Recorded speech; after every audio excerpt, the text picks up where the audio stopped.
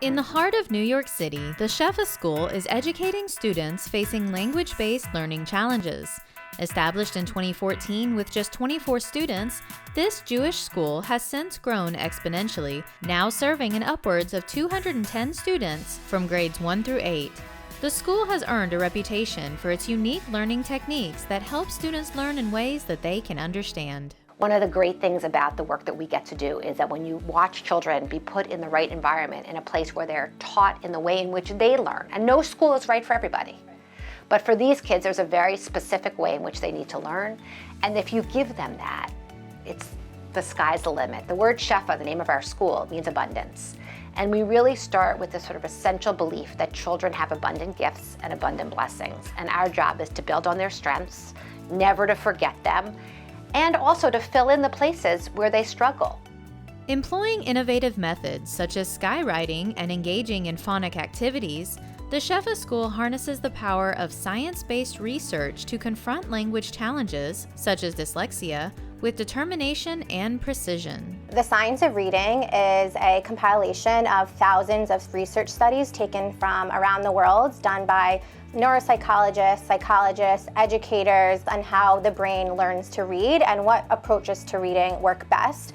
A lot of our students have a hard time with this sound system, and so one of the most important aspects to work on is strengthening this phonological system through phonological awareness activities, specifically phonemic awareness activities, which is working out the smallest sound system.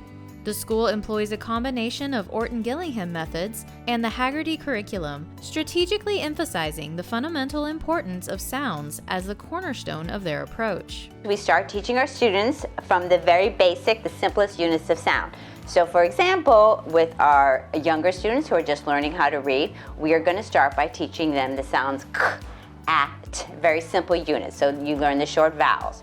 You learn all the consonant sounds. Then you progress to the more complicated sounds, long vowels, diphthongs, digraphs. Along the way, we also teach syllable types and syllabications.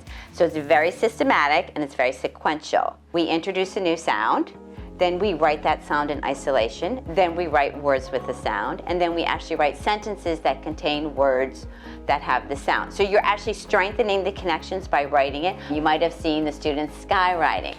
So they skywrite, again, that is strengthening the connections. That's multisensory. You see it, you say it, and you write it. That is strengthening the connections in the brain between this letter and the letter sound.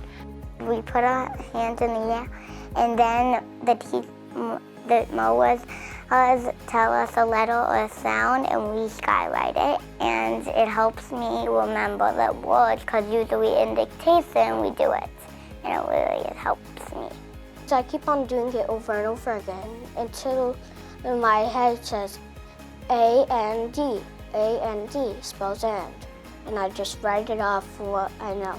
When we think of phonics, we think of the alphabetic code and teaching our students the letters and the sounds, but what the Orton-Gillingham approach really does is teaches our students the structure of our language. And so we are really teaching them the why behind how our language works, so that they'll be able to read and spell any word that they ever encounter. So we teach them syllable types, syllable division strategies, spelling rules, and more complex spelling patterns. At the higher levels, we'll teach them morphology, so Greek and Latin roots, prefixes, suffixes, to really help strengthen their vocabulary and their decoding skills. And so it really goes beyond just the phonics. We really want to give them the skills they need in order to be successful learners and readers as they progress through their life.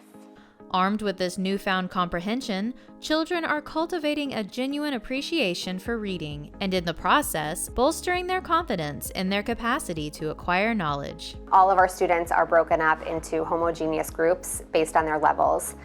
There's usually between 4 and 6 students per class, and it's really targeted to their needs in the group. So we know that no two students are exactly alike in their needs and skills, but we're able to group students according to the level that they're on and also the pace at which they learn. As students learn more skills, their motivation increases and their self-esteem improves, and that's the goal of what we're doing here. And so we know that there's really a connected relationship between the two, and so students who are not motivated are unlikely to really apply themselves and learn.